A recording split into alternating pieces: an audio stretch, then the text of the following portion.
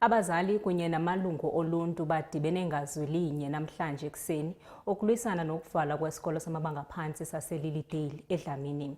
Le ndibano ilandela izityholo zokuba isebe lemfundo laseRhawutini liceba ukuvala isikolo, nto leyo abathi abahlali iza kuphazamisa imfundo yabantwana kwaye ibeke uxinzelelo olongezelelweyo kwizikolo ezikufutshane kummandla.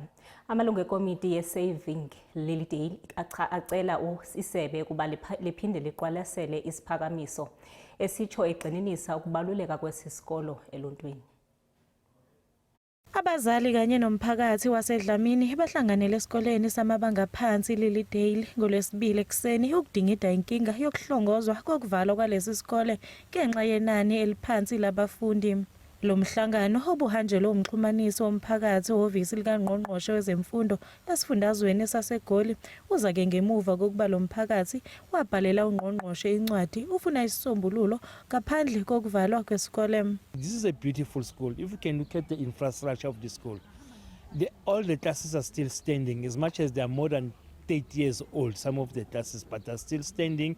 And the environment of the school, the outside school is so neat.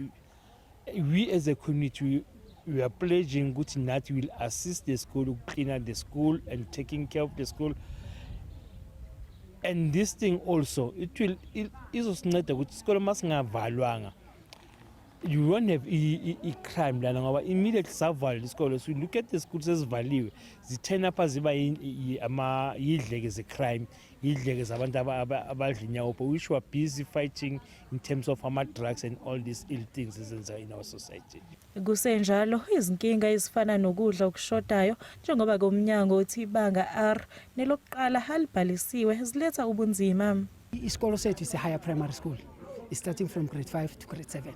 So we had a feeder school, which it was upgraded from grade 1, from grade R until grade 7, which is Hlakanphani Higher Primary, which it was a feeder school to Lilydale. So because Hlakanphani is no longer feeding Lilydale, is having the kids and keeping them, that was the reason why our school find this situation as a We forcefully did this with walk-in.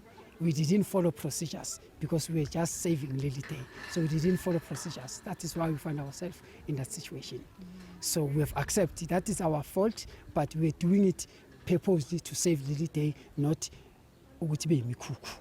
So now it's corrected. The department is running with our application on the 30, and then they will give us a feedback of saying all the signatures they've signed from next year, and then they will be catered for, and they will be provided the transport, and they will be done everything because procedurally it's going to be like that. Zilinganisela kwi-18 kuya kwa-23 izikolo kulindeleke ezivalwe eSoweto ngenxa yezizathu ezahlukene. Ezindabeni zeSoweto TV, ngikuNokulunga Mthembu ngiseDlamini.